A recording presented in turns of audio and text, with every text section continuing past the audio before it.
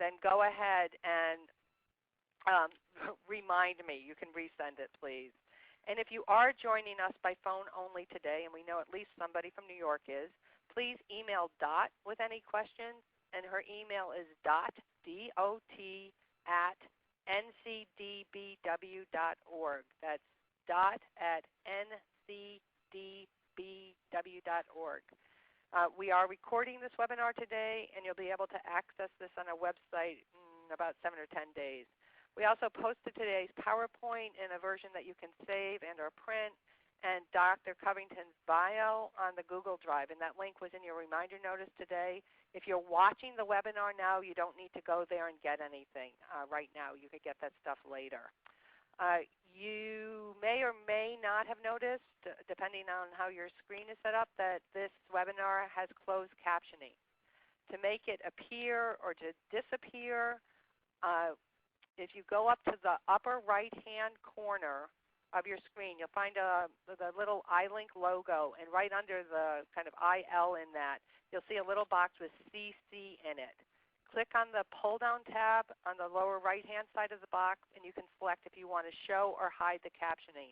And you can make other adjustments to the actual caption yourself there.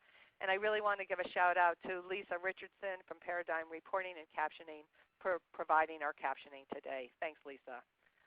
Also, as I mentioned, some of you heard, I will send an email shortly after the completion of the webinar, and it will contain a confirmation of your attendance, a link to a posted recording, and a very brief survey. And this little evaluation will also pop up at the end of at the webinar in case you'd prefer to answer it immediately following the webinar.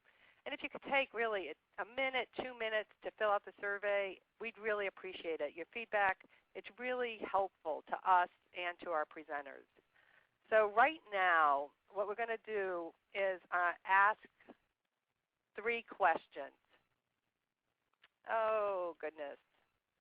My Dot, are you there? Stephanie, can you move this slides forward? I can't seem to do that. How about that? Perfect. All right. So I'm going to put up some questions now.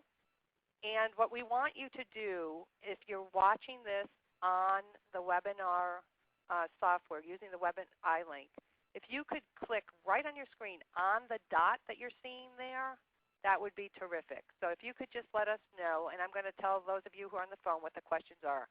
How do you describe your profession? And for those of you using the software, if you could just click on the little dot next to your profession, that would be great. If you click on Other, we'd appreciate it if you would explain Other in the chat box. And the other 2 questions are if you're an OVW grantee, and if you are, what is your grant program? So let's just take a couple of minutes here so we can see.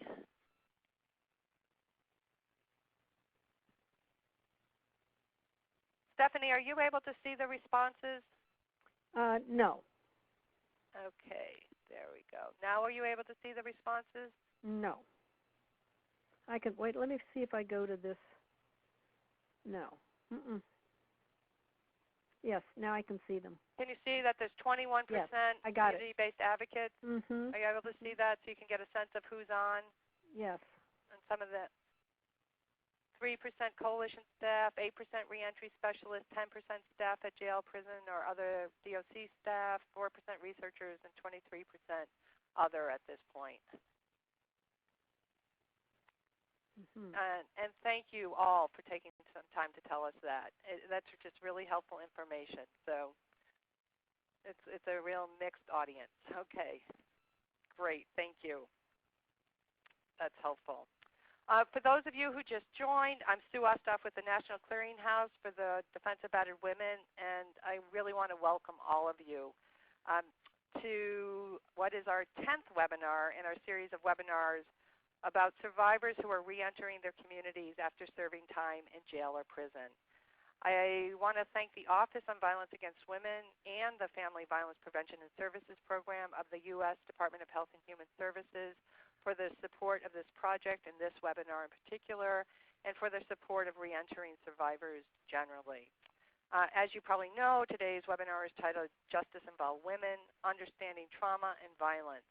And our very distinguished faculty today is Dr. Stephanie Stephanie Covington, who I suspect most of you have heard speak before or have certainly heard about before, for her really, truly groundbreaking work in developing gender-responsive, trauma-informed interventions. Dr. Covington is a nationally recognized clinician, author, organizational consultant, lecturer, and is truly a pioneer in the field of women's issues, addiction, and recovery. She has developed innovative gender-responsive and trauma-informed approaches to the treatment needs of women and girls that really, truly result in effective services in a variety of settings, including in jails and prisons. You probably know she's published extensively and has created a number of curricula, including Beyond Trauma, the one she'll be talking about today. And for more information about her work, you can go to her website, which is www.stephaniecovington.com. And there's a much longer bio that we posted on Google Drive, so you can get that as well. I can't help wonder, and I've been thinking about this a lot, if it weren't for Dr. Covington's work during the past 25-plus years, where we would be now in terms of the increased focus on interventions that are both gender responsive and trauma informed. I mean, it's just so in our lexicon now, even if people don't really do it.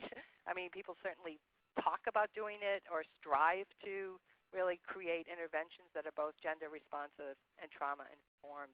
And I just think without all of Dr. Covington's hard work, that the number of people and organizations, institutions, federal agencies, they just wouldn't be focused on gender-responsive and trauma-informed interventions as they are today. So thank you so much for really changing the field in such profound and important ways. So thank you, Sue. No, I really mean that. I mean, it's just so interesting because now it's just like it's so commonly said, and you've been talking about this for a really long time. So I really do want to thank you for all your amazing work and for your willingness to share some of it with us today. And again, I'll be collecting questions, and we're trying to leave some time at the end of this presentation. And so put your questions in the chat box. I'll acknowledge that I see them. And I'm going to turn this over now to Dr. Covington. Thank you so much. Thank you, Sue, for inviting me to be with you and your colleagues today. And the program I'm going to be talking about is Beyond Violence, which is a program for criminal justice-involved women. And the way I've thought about our time together today is I'm going to sort of give some brief background about what we know about women in the criminal justice system, particularly those who've committed a violent or aggressive crime, how Beyond Violence has been put together, and then I'm going to give you some examples of some particular exercises so you'll have a flavor of the kinds of things that we work with the women when doing this program. So the first question is always, well, what do we know? We certainly know, of course, that there's been a huge increase of women into the criminal justice system, and women actually account for about 18% of the violent crimes that are committed in our society. And people always want to know, well, why a violent woman versus a nonviolent woman? And there's actually no one significant factor. We can't say that violent women are this and nonviolent women are that. That is not. We don't know that. There is no significant difference in their characteristics. The other thing that people ask a lot, are women more violent now than before? And certainly the media would like us to believe that that's true. But that actually is not substantiated. There have always been violent women in our society. Actually, Joy Pollack, University of Texas, looked back over 200 years and said, no, we've always had violent women, and approximately the same number of violent women.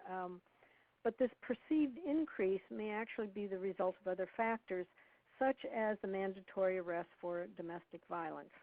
So changes in our policy often change what some of the numbers show us. So we have to look basically underneath the numbers.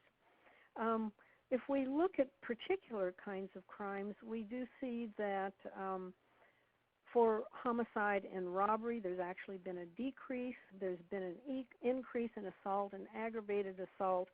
You should know that when we look at convictions, 3 out of 4 women convicted on one of these charges, it's for simple assault. So again, not a dramatic increase. We've looked at even the numbers from the FBI, 1.4%. So it's slight numbers, but again, is it because of changes in our policy versus changes in the women? One of the things we certainly do know is that women commit far fewer violent crimes than men do, and women where there has been aggression or violence, it tends to be family members or intimate partners. So when people think about community risk, our risk of violence in our communities by someone we don't know, the risk with women is, of course, negligible. One of the important things that we do know is the majority of women, and I would say the vast majority of women who are incarcerated for violent crimes are themselves victims of violence. So in thinking about providing some kind of treatment program or intervention, I think both of these things have to be taken into consideration. It's both women in terms of what they've experienced as well as what they may have done. Just some data from California, because very often California does something and then sort of the rest of the country sort of follows along. When we've had what we call realignment, and what realignment means is there are fewer women going to prison for nonviolent crimes. They're being held at the county level in our jails. And so what we now see is if we look at the women in our California prisons, about 25% there are homicide or manslaughter charges, 20% assault-related charges, 15% on robbery-related charges. And this is a radical change from, let's say, 5 years ago when the majority of women were there on a nonviolent drug-related charge. The other thing to be said about the women in California has to do with risk. And California has a risk assessment measurement they use called the California Risk Static Assessment. And the women I just showed you with the crimes they had committed, this is how on this risk assessment they're measured. 60% of them are considered low risk, 15% moderate risk, and less than 1% are actually considered high risk, and that's a high risk for potential violence. So even though they may have done a behavior in the past on this risk assessment, they are not seen as high risk to reoffend in terms of committing another violent crime. And in terms of recidivism, we know that violent female offenders have one of the lowest recidivism rates. So this gives us sort of a thumbnail of what we do know about women who are in the justice system because of aggressive or violent behavior. Now, when I do presentations and talk about violence, people always ask me, what definition are you using of violence? And I've used a lot of the work that comes from the World Health Organization, the WHO, because they also have done a lot of work on violence. And the definition they use is the one you see on your screen, this intentional use of physical force or power. It's against a person or oneself that really has a high likelihood of resulting in injury or death or some kind of negative, but it's intentional. It has the potential to harm, or it does harm, and the harm can happen in a variety of ways. So this is the definition that I use of violence, which again is obviously somewhat different than what the criminal justice system definition would be. And you'll see that in that definition, it's really about violence that happens in 4 different ways. It can be physical violence, it can be sexual violence, it can become psychological attack, or it can become some form of deprivation. So in the World Health Organization, those are the four things that are considered. Also, in thinking specifically about abuse in relationships, in the Beyond Violence program, we also allow women, we give women these other definitions also about abuse in relationships. We talk about the use of force as a short-term control. Abuse is isolated or random acts, and then battering, which is a systemic pattern of violence with long-term control. So we differentiate between these various forms of abuse in relationships.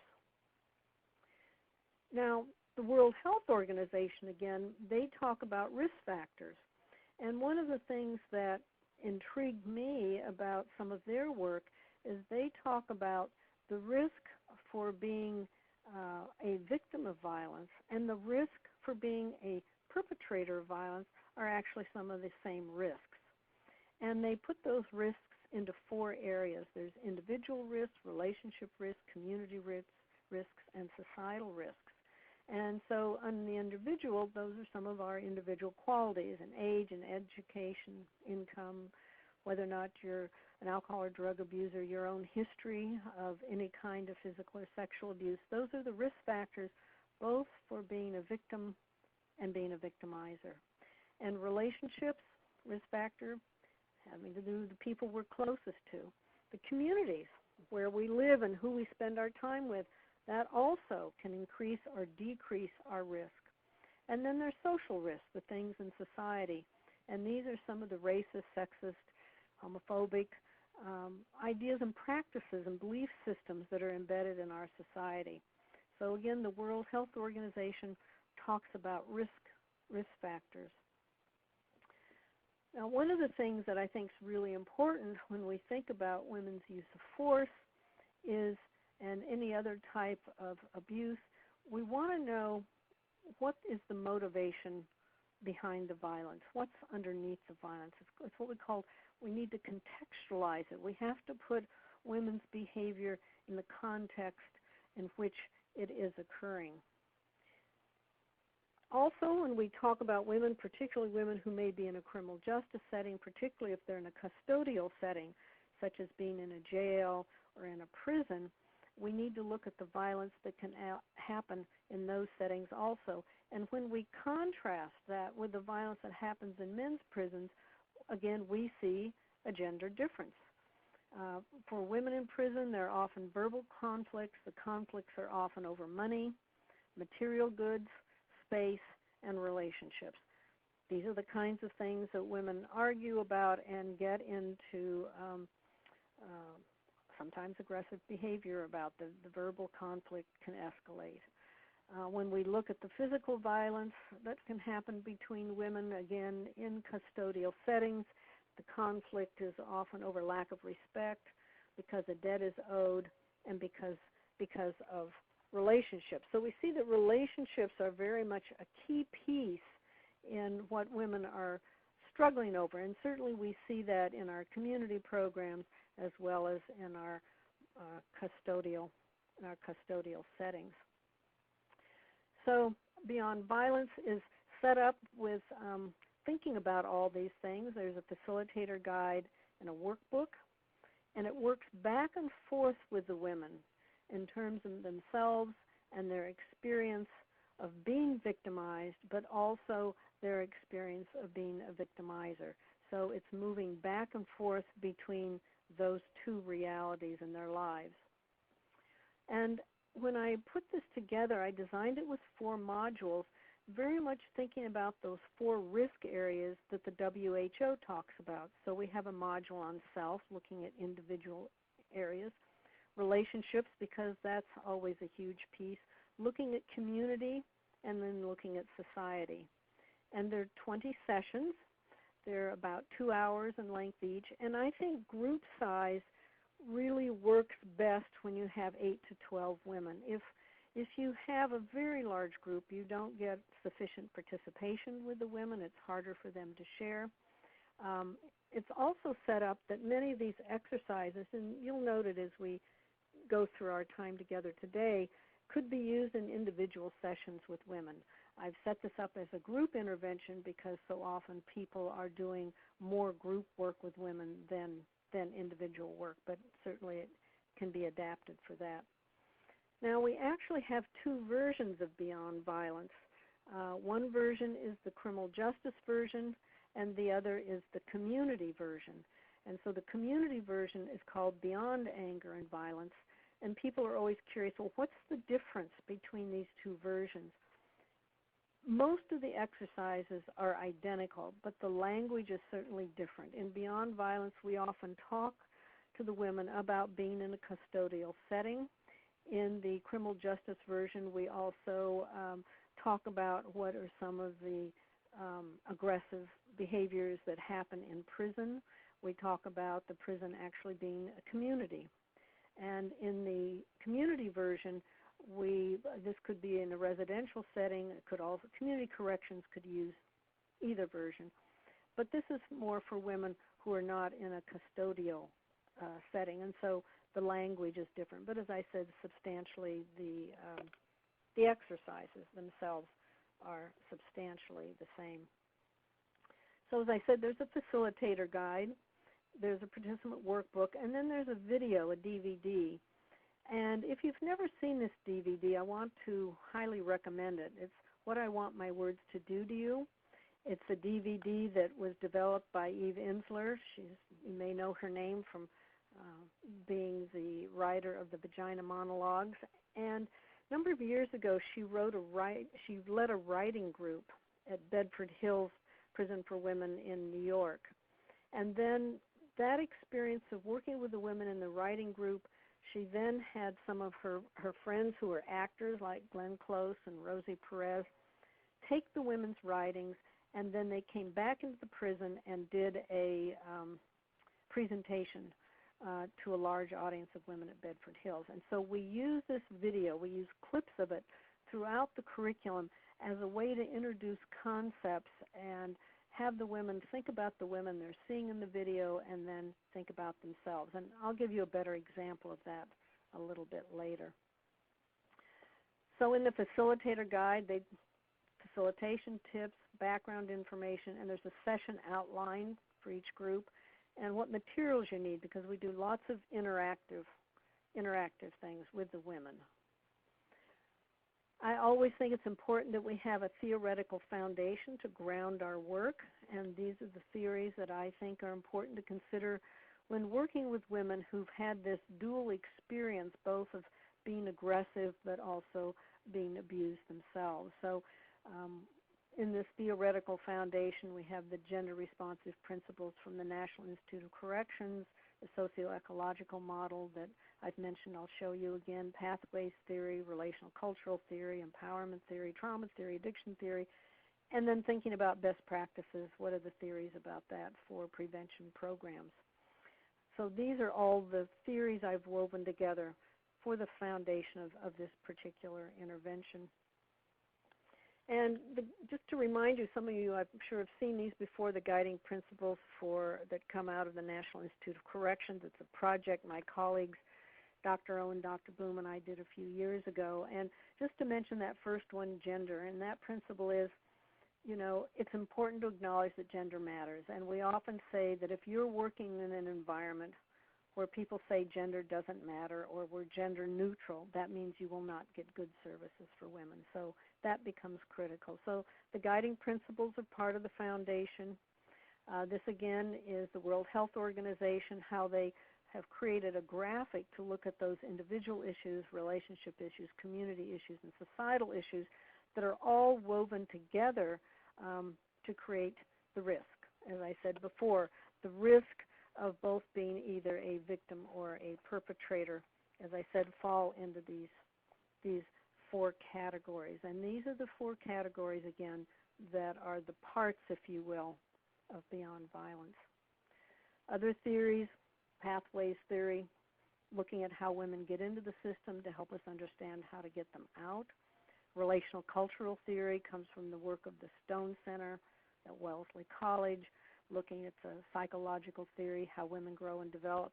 And it very much says women develop their sense of self through relationships, and it's through the complexity of relationships. So it's really important that we have a way of helping women with relationships. Trauma theory because of their own history, and addiction theory because many of them are substance abusers, and many of them have begun to use substances in their life as a solution to trauma, and then the substance use became a problem as they became addicted to their drugs of choice. So again, these are the theories. But I also want to offer you this quote, and I also offer it to the women in the material, in the Beyond Violence material, that it's from Helen Keller: although the world is full of suffering, is also full of the overcoming of it. Because even though many of the women have had multiple experiences of abuse, they themselves have been involved in some kind of aggressive or violent behavior, and there's been this incredible amount of pain and suffering in their lives. We have to hold on to this other piece of reality, which is one can overcome it. And what we see, of course, with women in the criminal justice system is an incredible sense of resiliency. So some of our goals, helping the women to better understand their thoughts, their feelings and behaviors, to learn new skills, communication skills, conflict resolution, decision-making, learning body-mind techniques, particularly to deal with some of the stressors in their lives, understanding more about the role of violence in their lives to increase their success in the community, reducing recidivism, and to make the world a safer place, including prison itself. Here are some of the content areas: learning how thoughts and feelings affect our behavior, understanding the impact of families and relationships on our lives, looking at abusive relationships and also healthy relationships, and what are those like? What are the qualities? Looking at the role of anger in women's lives, because anger for women we're socialized very differently around anger than men are. Looking at the impact of our communities, including the support for violence that's in many of our communities. Learning how to make amends and restitution, and envisioning a more peaceful world. So these are the content areas. Now, research has been done on Beyond Violence. We've had several research projects. The main research project initially was in Michigan, at the women's prison in Michigan. This intervention initially was actually, I was asked to write this by the Department of Corrections in Michigan, and Dr. Kubiak at Michigan State then has conducted several different research projects on this. We've found that the women who participated in Beyond Violence, it reduced depression, anxiety, post-traumatic stress disorder, and serious mental health symptoms. There was a reduction in unhealthy anger styles, an increase in healthy anger management. She found that it could be implemented in a therapeutic unit in the prison, but we also had an opportunity to implement it in the general population.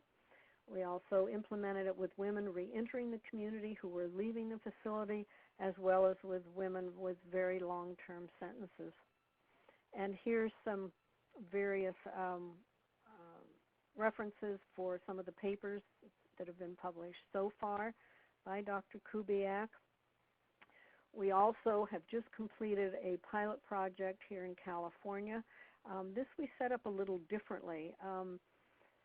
California is very interested and now actually is implementing this, but in our pilot project, I initially trained staff and peer educators, and peer educators are women in California who are either serving very long sentences or life without parole, life sentences.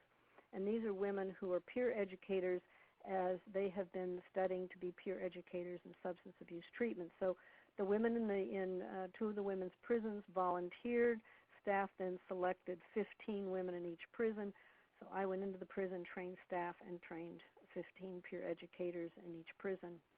Then the peer educators went through Beyond Violence as participants, going through the 20 sessions. And then in our third phase, the peer educators were then co-facilitators with Beyond Violence in 4 specific groups in each of the 2 prisons. We did 4 very different groups. We did a group of where one group was Spanish-speaking only. We did a group of women who were in the general population. We did a group of women who had previously spent time in the secured housing unit. We had a group of women who came into the prison very young as teenagers. So we had various groups. So we've completed this project, and again, very positive results: decrease in anger, depression, PTSD, a decrease in anger and aggression. And Dr. Messina has just finished her report, Dr. Messina at UCLA, on this pilot project. So we do have an evidence base for the material. So we're going to begin now to move into the actual intervention, and I can share with you and give you some examples of some of the exercises and some of the things that the women work on. Each session has a particular format. There's a quiet time. There's a relaxation or self-soothing exercise to begin. There's a review of whatever they've worked on between the sessions. There's a short bit of information on whatever the topic is. Then we have exercises, focus questions, interactive work. I always struggle with this word homework. It's really interesting. The women in the California prison now have changed this. They call it self-work. I think homework is a problematic word. I've never found a good other word for it. So I'm liking very much their self-work, as they're calling it. And then there's a relaxation and self-soothing at the end. And I think it's important for us to also think about, this is a quote from an old book called The Courage to Heal, written many years ago, one of the first books really about healing from trauma, in which they say, anger is the backbone of healing. So we look at anger throughout this as a feeling. Feelings aren't good and bad. Feelings are cues to our life, and we need to pay attention to them. And anger is not the problem. How we express anger may be a problem, but anger in and of itself is not the problem. So thinking about anger, the backbone of healing for trauma survivors. So as I said, the part one is self. This is focusing on some of the individual issues. There's 31 different activities, so clearly I'm going to give you a smattering here. Thinking our thoughts, beginning to look at many of the kinds of things that cognitive therapy talks about, thinking distortions, automatic thinking, feeling our feelings, looking at violence and trauma in our lives, the effects of trauma, teaching women about the effects of trauma. They actually do the 10 ACE questions, the adverse childhood experience questions, to help them self-assess some of their past history before age 18, looking at women in anger, tools for managing anger and understanding ourselves. One of their exercises that they learn and repeat, we repeat certain exercises over and over again because we're trying to create some new automatic pathways in the brain. Particularly when a trauma survivor experiences a trigger, a sight, sound, smell, very often that triggers them, and they're flooded by the feelings of what happened during a traumatic event. So we want, being able to manage feelings is an important part of the healing process. So we have the women imagine a container that has a lid on it, and they do a guided imagery to a container. It can be something like a shoebox, it can be a garbage can, it can be a safe, whatever they come up with in their imagination. They draw a picture of it in their workbook, and they practice using the container, taking distressing feelings, putting them in the container and putting a lid on the container and letting them sit for a bit. And so this is one of the exercises they practice. They also learn the 5 senses activity, which is an activity that's really useful when someone has been triggered. And this is something you can do right now while we're on the webinar, just wherever you are. Say to yourself 5 things you can see, 4 things you can touch, 3 things you can hear, 2 things you can smell, and 1 thing you can taste. And what this does is it helps people get right into the moment, into the here and now. And that's what people need to be able to do when they're triggered back into the past, where they're flooded with all of those painful emotions. So the 5 senses activity is an activity that they learn and practice. Another exercise is thinking about feelings on the inside and feelings on the outside. We have the women think about a time when you were feeling something on the inside, but you were showing other feelings on the outside. So how many times a woman is feeling something on the inside, but she projects something very different on the outside. And part of our work is trying to get the inside and the outside connected and congruent. So this is another exercise.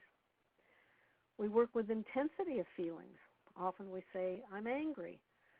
But is that a mild anger like I'm frustrated or annoyed? or am I enraged and furious? And so we think about intensity of feelings and think about there being a continuum. And the women do an exercise on intensity.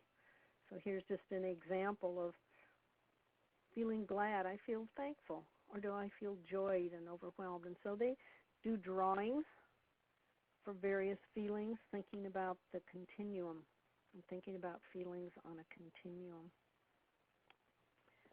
We talk about steps to emotional wellness. As I said earlier, I think a lot of our work really needs to be helping women learn how to deal with feelings, because often this is not something that they learn growing up in their family. So for me, I think there are 5 steps to emotional wellness. First, you have to be aware of how you're feeling. Just tune into yourself. Locate the feeling in your body. Where are you experiencing the sensations? You have to be able to name the feeling, to label it, to be able to, am I happy or sad, to differentiate it, to express the feeling appropriately to yourself or to someone else. And then adult development is learning how to contain the feeling so that you can do those first 4 things, but you also have the capacity to say, yes, I'm feeling this way now, but I don't need to express it right now. And so working with women on these 5 steps, they have a body image in their workbook where they can mark with different colored pencils or crayons on there the different feelings and where they're feeling in the body. So also working this mind-body connection. We also work with the women, helping them think about what to do when feelings overwhelm you. To just stop. Ask yourself, what am I feeling? And the next question, does the strength or intensity of this feeling match the situation? And if the answer is no, then you have to ask yourself, how old do I feel I am as I'm having this feeling? Because it's very often when we're overwhelmed by a feeling, that feeling may belong in a different time and place. It actually may not be the situation that we're in right at the moment. So for very often for women, the rage of today, some of that it can actually be rage from a much earlier time in their life when they had no opportunity to express it, and it's just been festering. We also teach the women about the anger funnel, that very often there are all kinds of different feelings, but they go into the anger funnel, and what comes out is anger, rage, and violence. And so we have the women think about a time that they've been angry or rageful or violent, and then go up the funnel and see if there was some other feelings. Were there other feelings underneath that or before that that never were expressed? So working with the concept of the anger funnel. And all of these various exercises, it's been really interesting how women relate to them, because one never knows what is going to sort of be a light bulb situation for a woman. Sometimes this anger funnel has been a light bulb. We do things on hidden anger, and I've heard women say, you know, I just didn't realize that I've been doing this. I'm really sarcastic, and I laugh, and I do all these things, and it's really my anger. And so helping women to begin to understand themselves more, and that's what this self module is about. They have a daily anger log, day of the week, talk about what happened, what was the intensity of their anger, the amount of time they spent angry. And then after they've done this once or twice, then we add this other piece where, okay, after what happened, did you smoke, did you overeat, did you use alcohol or other drugs? Because sometimes there are these other behaviors that women often do in response to something that's happened, particularly when they're angry. They also do an anger inventory, trying to understand their anger more. How often am I angry? What do I usually do? How do I usually feel? How do I usually express it? How would I describe my style? Is it effective? Is it ineffective? We have women answer some questions to understand if they're anger avoidant or, in fact, they're anger reactive. Again, when they use alcohol and other drugs, how does that affect their anger? And this is usually a really big question for them. If I were less angry, what would replace my anger?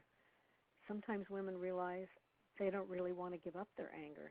It's become so much a part of who they are.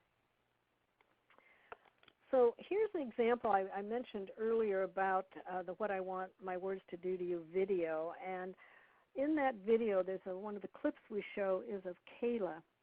And Kayla's story is that she's in prison for having shot a man who raped her. And so we look at Kayla and we start looking at her story about what she was thinking and feeling, what was the role of anger, was she triggered, what about substance abuse, what about other behavioral options. We make a chart with Kayla and what was going on with her, and trying to understand kind of what happened and what got her and what were her alternatives. Then after we do this with Kayla, then the women fill out the same kind of chart for themselves, thinking about what was the situation or event that happened before I got here, and what was I feeling, what were my thoughts, was there any distorted thinking, what was my behavior, what was the role of alcohol and drugs, what were some alternatives. And it's been really surprising to me that for many women, they've never actually unpacked the crime or the event that got them into prison. And this gives them an opportunity to begin to see the complexity of what often has gone on before they got to where they are. So that gives you a flavor of the self module. This is our relationship module. There are 5 sessions here. There's 17 activities. And so the first one is looking at our families. This is family of origins. Any of you who have ever been in a training with me know that we do family sculptures. We make a picture of a family.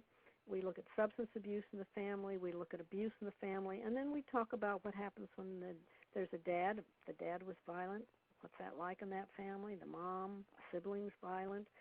We talk about families where there's an expectation about being violent. Another piece about families is they do some work on anger in their family. What was their mother's anger like?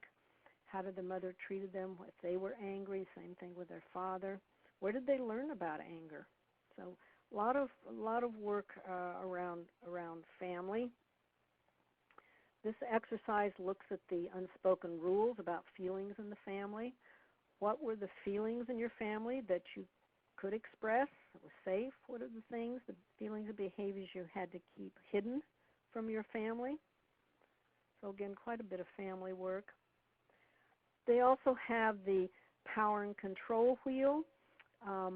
We use this, obviously, from the DV world, having the women talk about how these behaviors look in a relationship. What does intimidation look like? What does emotional abuse look like? And then they have a place where they indicate what of these things they've experienced, and they also have a place where they indicate what are these things that they have done themselves. So they're looking at both what they've experienced as well as what they've done. We also do some work looking at risk of men and women, how some of these things men can do much easier towards women than women could ever do towards men. So there's a lot of work also on conflict resolution, talking about situations where things escalate and learning techniques for how to de-escalate, also talking about qualities of healthy relationships. And we also talk about love and the power of falling in love and what happens to people in that experience and the power of that. This third module is our community module. 4 sessions, 12 activities here. And here we're looking at community in a variety of ways. First, the women do a guided imagery to the community they grew up in and begin to think about their community, and then they do this community map of the people they were connected to in their community.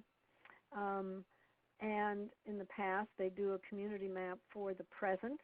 This is true whether they're, let's say, in community corrections or in a DV shelter, or if they're presently in a custodial setting, they do a community map.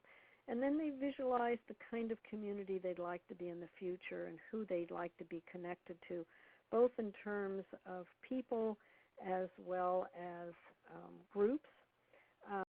They draw these lines for connection, and then they use different colored lines when they're looking at past and present as to the people who are supportive of them making change in their lives the people in the groups that are supportive of change, and the people and or groups that are not supportive of change. So they can begin to think about where is their support system. We also use the video again here. In particular, we use the video as a community showing the writing group, what are the qualities in the writing group, and how did they create a sense of safety and trust in the writing group, and then how the writing group, then when there's the presentation to the larger audience about the community and how the writing group was able to impact the larger community in the prison. And we do a lot of looking at safety in communities and 4 different levels of safety. So that gives you a quick sense about community. And this 4th module is society. Again, 4 sessions, 11 different activities. Initially, there are statistics on the amount of violence in our society and violence in women's lives around the world, and who are the organizations, both in their community, so that the facilitator brings in some local organizations that are working to stop violence against women, and then there are also some showing organizations nationally and internationally. And the women are always amazed and surprised at the organizations that are trying to stop violence against women. And many of them, they have the addresses and then write to join and get more information. They have, in talking about creating change, I use spirals a lot in my work as a graphic or as a concept. And we talk about the downward spiral, that when there's violence in a woman's life, that line through the middle of the downward spiral often represents the act of violence. She organizes her life around it, and life gets constricted. There are places people don't want to go. There's fear of being found out, and that we want to make an intervention so she moves up the upward spiral of nonviolence. But what the women do on this violence, the spiral of nonviolence, in this particular situation or session, they mark where they were on this 5 years ago in their lives, where they were 6 months ago, and then where they are today. And obviously what we're wanting is to see them on the upward spiral of nonviolence. They also have a spiral of addiction for those who've abused alcohol and drugs. And again, for a woman who's addicted to alcohol and drugs, she's caught in the downward spiral of addiction. Line through the middle is object of addiction. The upward spiral represents recovery. So again, we ask her, where were you on this spiral 5 years ago? Where were you 6 months ago? And where do you see yourselves today? And then the spiral of trauma. And again, since these are women who've had traumatic experiences in their lives, we also know that when there's trauma in a woman's life, that line through the downward spiral hill represents the experience of abuse. And very often, being a trauma survivor constricts a woman's life as to the people she sees, where she goes, where she feels safe. And again, we ask the women to put themselves on this 5 years ago, 6 months ago, and today. And you'll notice the word transformation is on all of these spirals. I think that's ultimately what we are looking for. Session 19 is about transforming our lives. They do a visualization. They take a personal quality, something about themselves that they feel is not serving them well, that they want to change. We do a guided imagery to changing that to the opposite and get an image for that. And then the women, for the next 24 hours, live their lives out of that new place.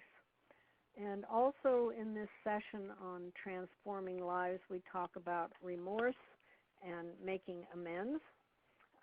We have specific activities here where they think about someone that they need to make an amends to.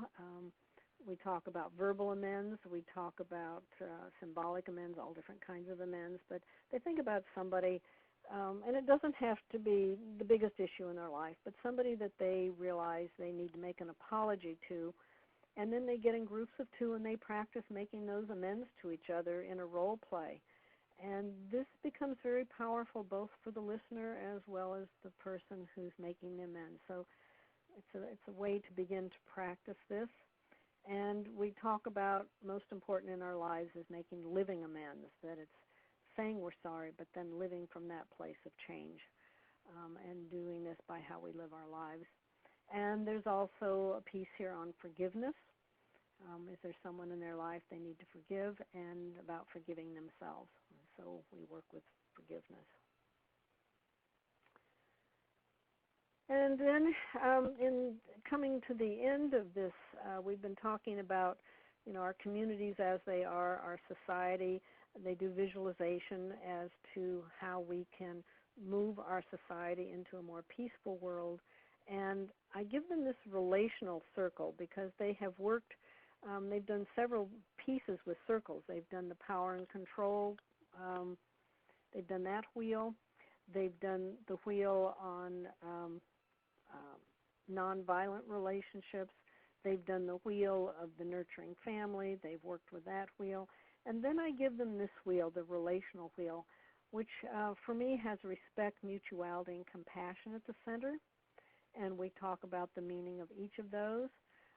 We also talk about that when we live out of that place and create a more loving environment, that those are the three things that create love.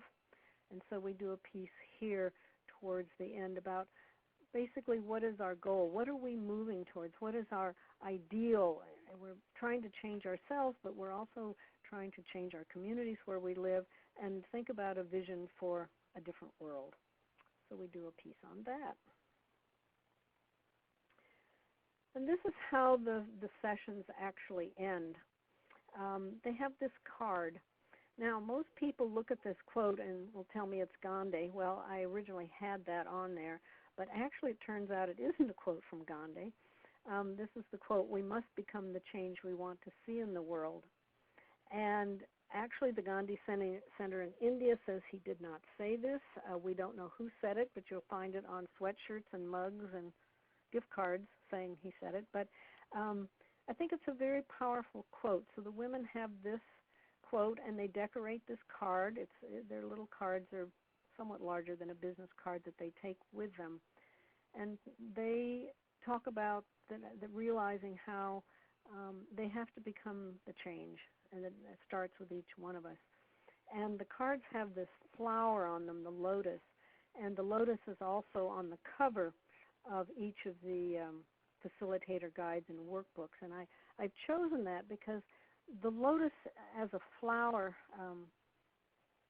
for millennium has been a flower that's a symbol of transformation. And I've often used this as a symbol for women's change, women's recovery, because how the lotus grows, it puts its roots into the mud, into the dirt, into the muck, if you will, and then it comes up through the water, and then in the daylight it blossoms into this beautiful flower. So we talk about the lotus as a symbol of transformation. And I explain to women transformation, that's what this process is about, for them to be able to say that who they are today is not who they were, that there has been this fundamental internal change. And that's the goal. That's what we're looking for in this intervention. So I hope that's given you kind of a sense, a brief sense, but an idea of the kinds of things we do in working with the women. There's some information about a large training conference that will happen in June in St. Paul. And there's my contact information in case there's anything that you need. So I think, Sue, we're probably ready for questions. And we have some. Thank you so much. That was really a great presentation, Stephanie. Thank you, Sue. Thank you. Let me just start with the one that's on the screen. Actually, I'm going to start with another one first. One of the questions was, how is this program different than Moving On by Marilyn Van Deeten, or the VISTA program from New Jersey? Yeah. Well, you know, they all have similarities and they all have differences. Moving On actually is more like the one I've written called Helping Women Recover, where it's, Moving On is more cognitively based. I use probably more art and more guided imagery and probably do more work on trauma. The VISTA program is very focused on women who have, where the experience has been abuse in interpersonal relations, where they've been usually charged with battering, actually. So they're just very different. I would suggest that you would see a difference in the table of contents, and you would see a difference also in the kinds of interventions we do. They're not. We do some discussion, some talking, some question and answer, but we do a lot of art projects. We do a lot of guided imagery. We just do a variety of different things.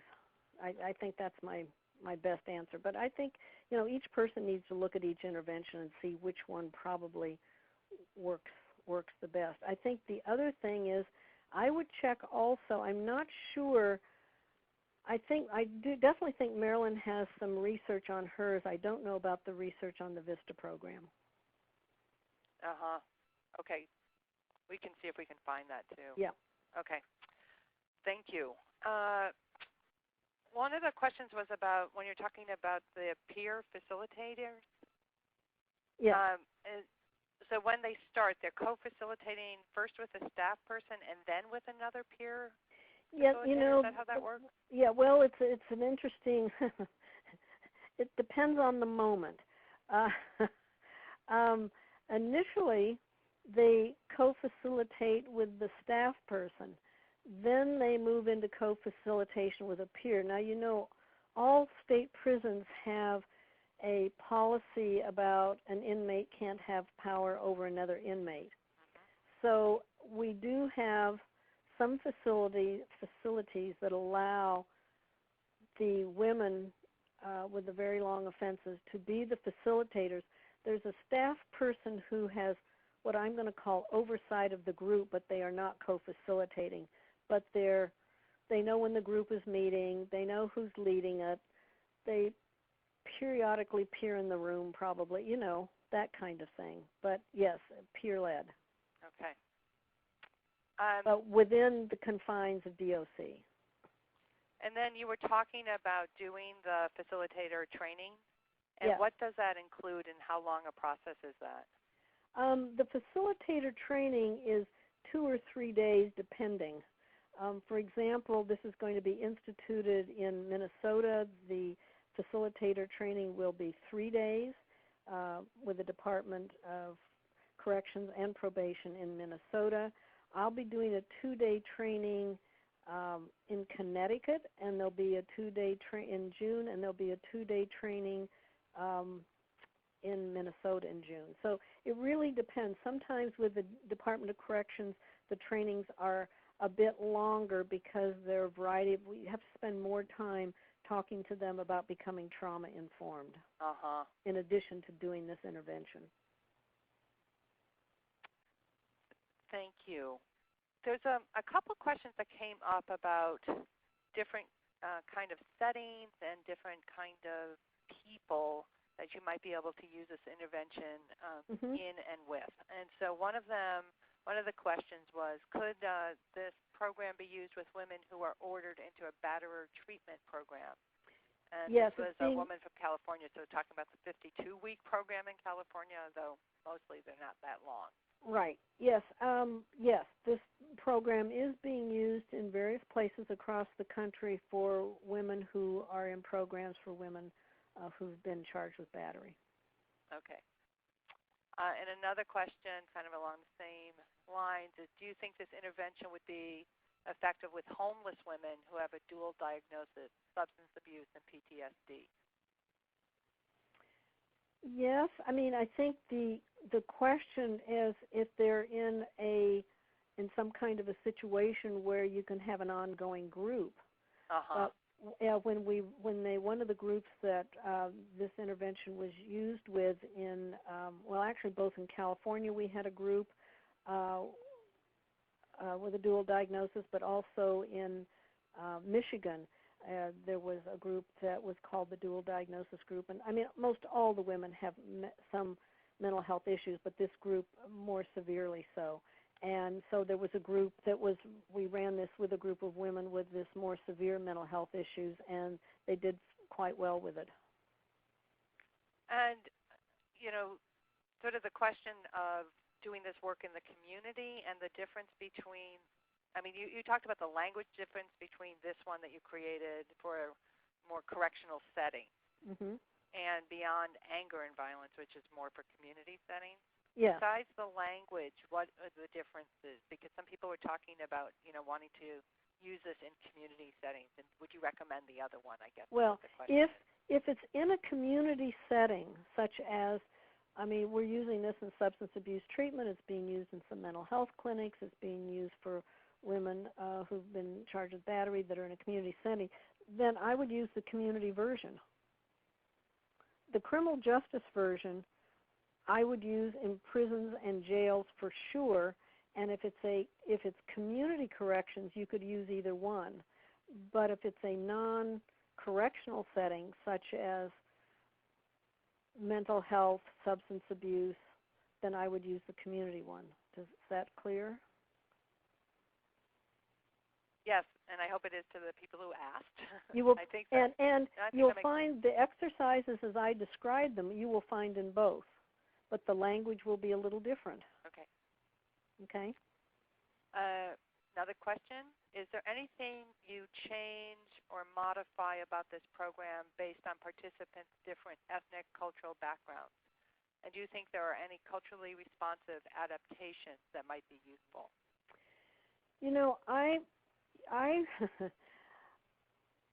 I suggest that the facilitator look at the diversity of the women that they're serving and see what they think needs to be adapted. Now, for example, because we have such a large Spanish-speaking population here in California, one prison wanted to do this with an all Spanish-speaking group of women, right?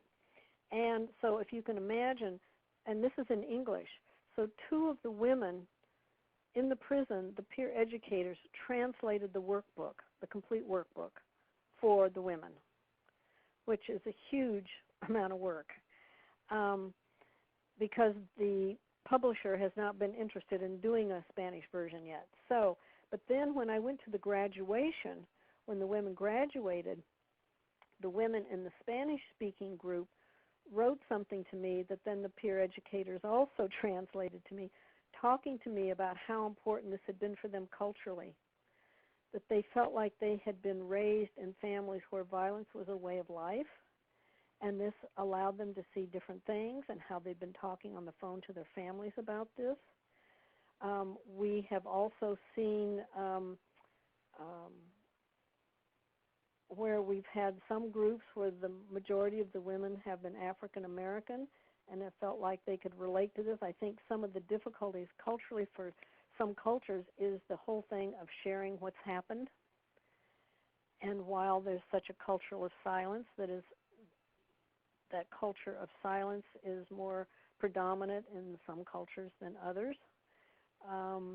So I think each facilitator needs to think about that. I think there's some really basic things, such as, when we do the collage work, something as simple as having magazines that represent the diversity of the women you're working with so they can find themselves, in pictures and so forth. But doing the adaptations, those aren't things that I can do because there's such a range of different cultures and different communities. So I really think the facilitator has to think about that. And I think it's also a question to ask the group. Yep, that makes sense.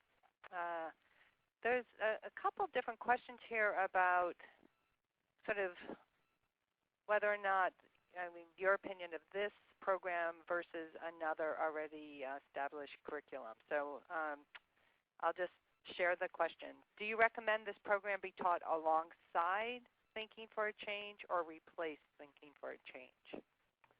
Oh, they're not the same at all.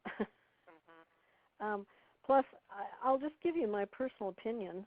Thinking for a Change is a cognitive behavioral intervention written for men. So this is an intervention written for women that's has cognitive behavioral aspects to it, but it goes much deeper than thinking for a change, and it deals with the women in terms of their experience in their life, in terms of the trauma and abuse they've experienced, as well as anything they may have done themselves. So it's a very different target. The goals and target are very different in these two interventions. That's helpful. There's a couple questions about whether or not it's been used with younger women. Has it been used with people in juvenile facilities at all? It hasn't been used in juvenile facilities. We used it here in California. One of the groups that participated was a group of young women. In California, you can be brought into the adult system depending on the severity of your crime. You can be brought in before age 18. So we had a group of young women, and this group, they were from 17 to 23. And they had been in prison anywhere from a year to 5 years already, and they were going to be there a very long time. So we put the younger women in a young women's group just to see how it fared, if you will, and they did fine with it and were very positive about it. But we did not mix the younger ones with the older ones. Just because California wanted to know how it worked with different populations. And are there plans to pilot it sort of more formally with younger women? That will depend on the researcher that wants to pilot it or a jurisdiction that wants to pilot it. If there's, if there's somebody online that says, "Gee, I'd really like to pilot this in, a girls' group home or something," I would certainly, help you get the materials to do that. I would suggest if you want to run a pilot, it's really good to find a local researcher to help you, gather your data and so forth. There's nothing that I know of formally at the moment. Okay. But it certainly sound like you're open to the possibility that absolutely. Somebody could do that. Yeah. I wouldn't use it with 12-year-olds, but I certainly think, and I certainly think there are pieces that could come out of this that could be used, no question, about older adolescents and young women. I don't have any hesitation about that. A question came up from Ohio. If, a prison is considering, or we want a prison to let the program in, do you have a list of other prisons who have offered it so you can, we can say, look, these 14 other prisons have done this. Is that available? Sure. Here's the thing that people always want. Here's what I can offer. I can tell you who has used it and conducted research, and we can send you a list of what prisons have purchased it. But we don't always know who's using it because they can purchase it from me or they can purchase it from the publisher, and we don't always know who's using it. So I usually know who's doing research, so I certainly know, and I know who has contacted me about training and about moving it forward, but that may not be the sum total. I can tell you everything I know, but often there's a lot I don't know. Okay. This question about it being evaluated by Cheryl Kubiak and others, Nancy Diaz, you had asked, about working with women on Rikers. Have there been any studies on the successful impact of this material? I'm not sure if you were on when Dr. Covington was talking about the research that has been done on this, and they're listed in earlier slides in the PowerPoint presentation. But Stephanie, is there a way to get access to this research? Because so many practitioners do not have access to these journals. Is there another way of getting them that you're aware of? Well, here's what we can do. If you email me, we will send you the articles that we can send you, and we can send you the references to those we can't send you. Okay. Some of the journal companies have, and you'll see some of these. You can go to my website, www.stephaniecovington.com, and on the home page there'll be some sort of a link to research articles. And on there, you will see Cheryl Kubiak's articles, the ones we're allowed to put online. The others, there'll be others we cannot put online, but you'll find the references to them in the PowerPoint, and you'll need to find somebody in your community who has internet access to usually a university library or something who can get you the articles. Some of the journals will not allow us to put the articles online. They'll let us do it. It's $1,800 an article. Right.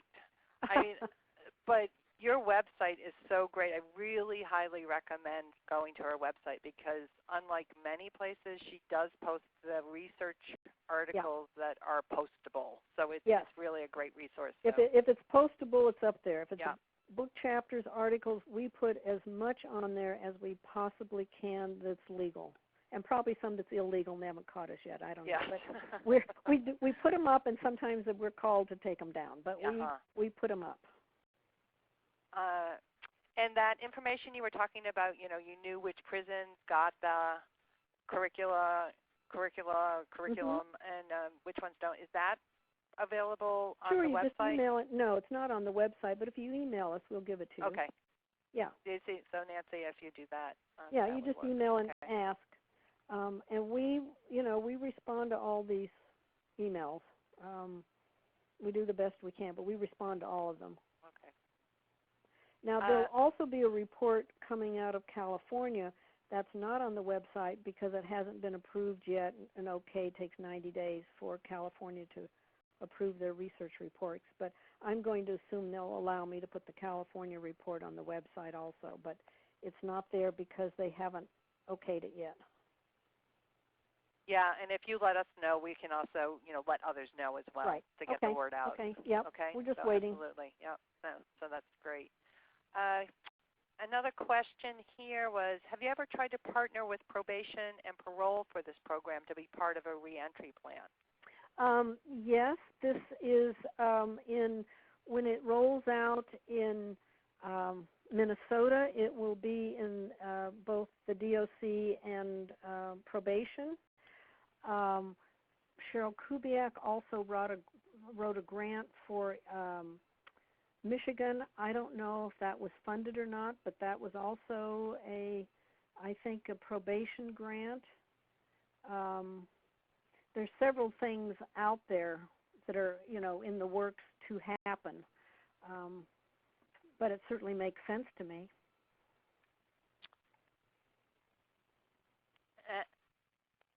So we should follow up with Cheryl about that if that probation one did happen. Yeah, I don't know if that grant was funded or not. I don't, I mean, my research colleagues are always writing grants. Yes. I mean, and everyone's always scrounging around trying to get funding for their great ideas, and so I just can't track all what isn't. I mean, I can tell you that this is also going to be part of a project at the women's prison in Switzerland. Oh, interesting. That'll be a research-based project. That's going to happen. There's just lots of interesting things happening in various places.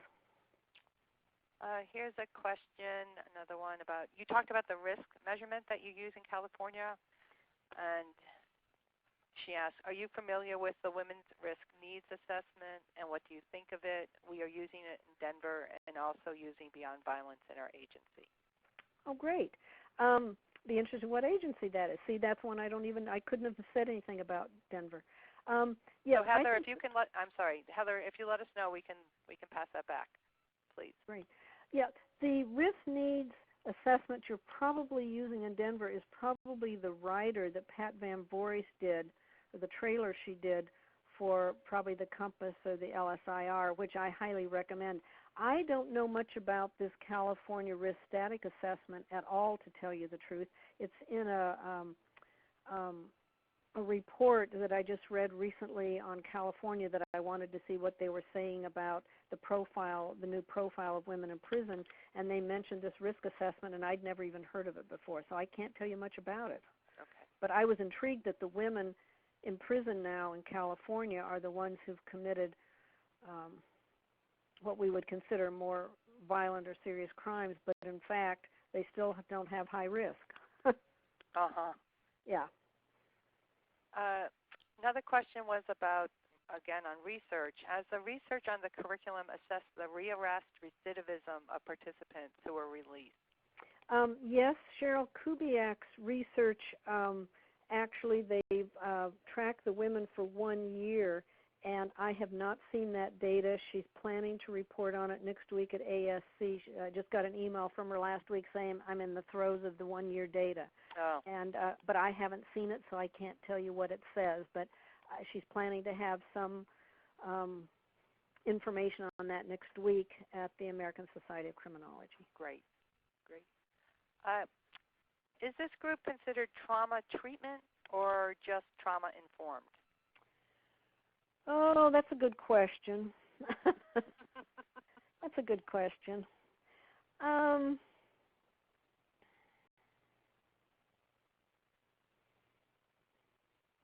You know, what to say? I think the Beyond Trauma curriculum that I've written, where it's 11 sessions and they're all focused on trauma, is probably, it's much easier to say that's trauma treatment. This one certainly treats the trauma, but it's not, it's just different. It just goes back and forth between these two experiences, so it's woven differently. I do think it's an intervention for women who have displayed aggressive, violent behavior who also have trauma history. So I think it does certainly deal with the trauma. Now, some of the women who have participated in this have also participated in helping women recover and beyond trauma in the past. And they all feel like they received something more and different out of this one, you know. So I don't know. I would have, again, I think that you'd have to read it and sort of decide for yourself what you think. And the training that you're doing in Minneapolis, I believe? Yes. When is that, and is that about this particular curricula? Yes and no. I'm going to try to use my go back thing here. So this is the fourth time we've done this. A colleague in Minnesota puts on this National Covington Curriculum Conference. It'll be 2.5 days. I open the conference, I close the conference, and I have other trainers. You pick which intervention you want to be trained in, and then you will spend time being trained in that intervention. So we'll have Helping Women Recover, Beyond Anger and Violence, Woman's Way Through the 12 Steps, Voices, Beyond Trauma, Helping Men Recover. And then I move between the groups for the 2.5 days. And then one evening, we will have a special session on women in the criminal justice system. And we will also have a special session. Actually, A Woman's Way Through the 12 Steps shouldn't be up there because it's going to be a special evening session and open to the public. So if someone wanted to get training on the intervention we just talked about, they could come to this conference and get training on that intervention. But some people may want to do Beyond Trauma or Helping Women. We just do them all. And it's an amazing experience. And Dot just posted more information about that from your website.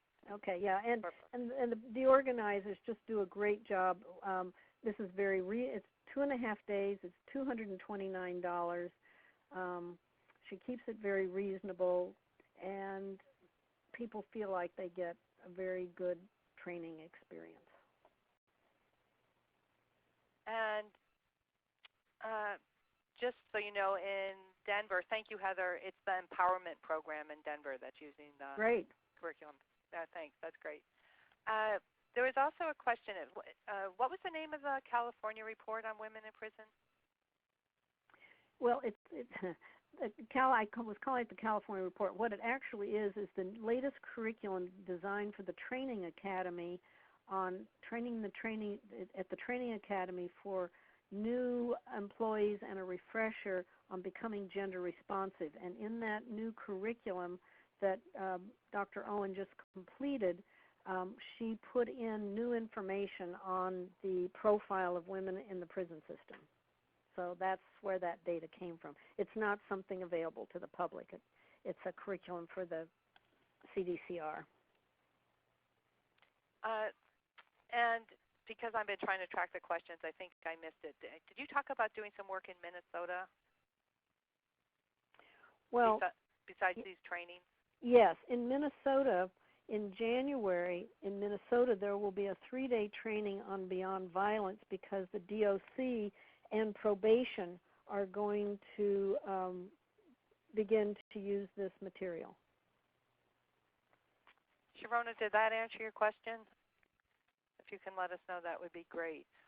There's also a question just about whether or not one has to be trained to facilitate this group, or do you encourage people to be trained? There's no requirement for training. I try to write all of the facilitator guides I write to be self-instructive. That being said, people who run them out of the facilitator guide sometimes will come to a training after running it, for a while and say, oh, is this how it's supposed to be done? Or, oh, it was really helpful to see that demonstrated. So I think it's always recommended because it's easier. It is not a requirement. Okay. And are the prices of your different materials on your website? Sure. Okay. Yes. The prices are on there. I can tell you that the facilitator guide for this is, I think it's $195, and I think the workbooks are $30. But, the publisher changes the price all the time, so I'm never the best one to ask. But they're on the website, the prices are all current.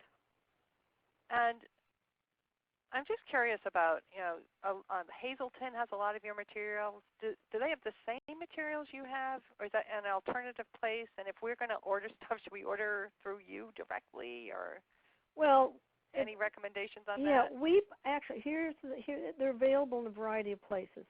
If you order, of course, it's better for us if you order from us because then we know who's using it and we can tell people who's using it.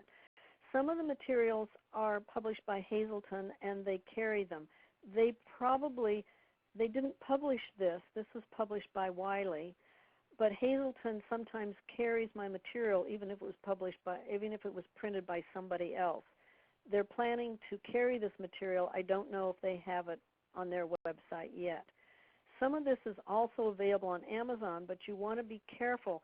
Sometimes on Amazon they're selling the old editions and not telling you that.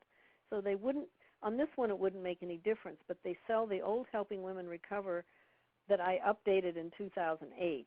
But they carry the old one, and they carry the old Woman's Way Through the 12 Steps. So they're not so good about keeping up.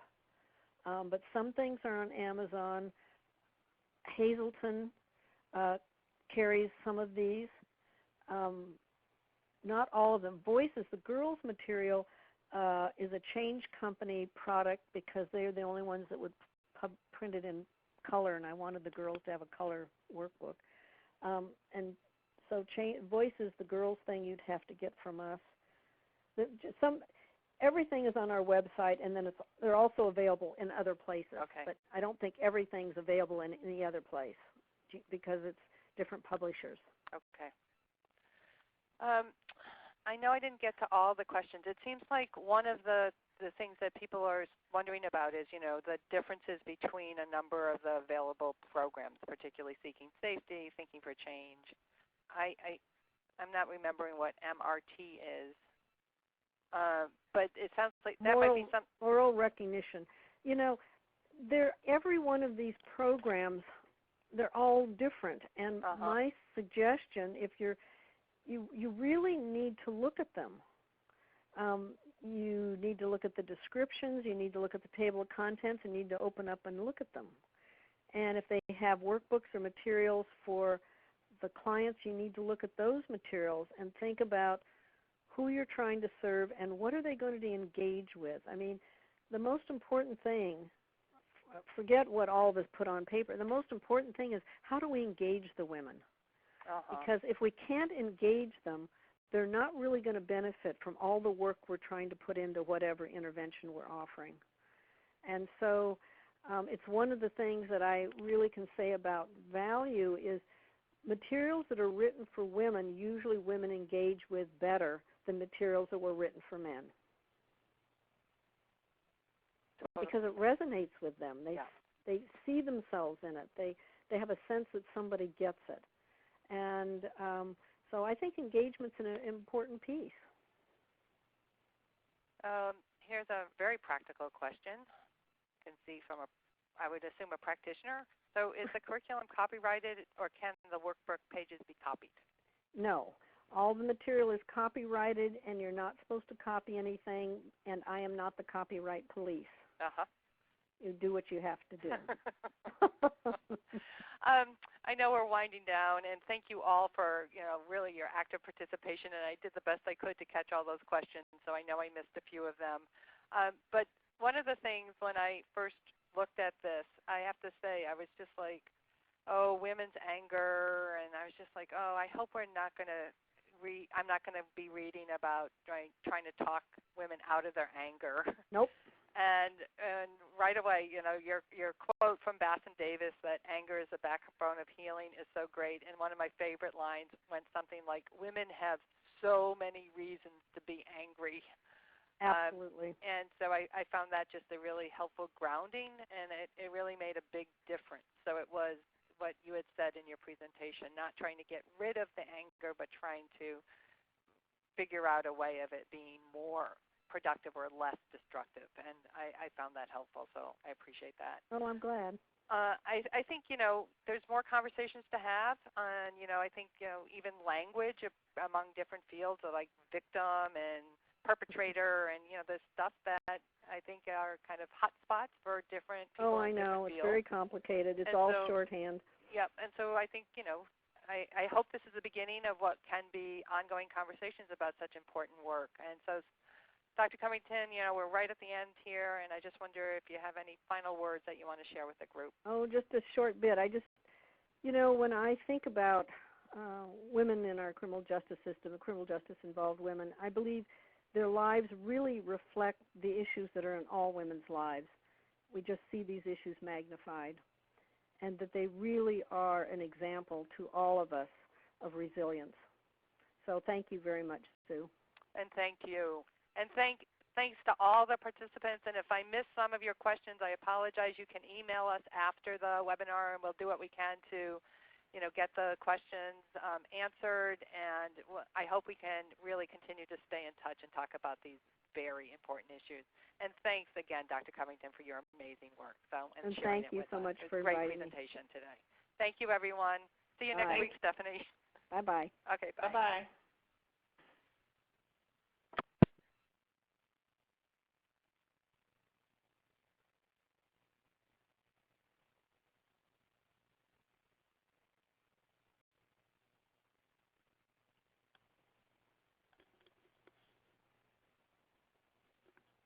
Are we off, Sue? We're still Hi. on.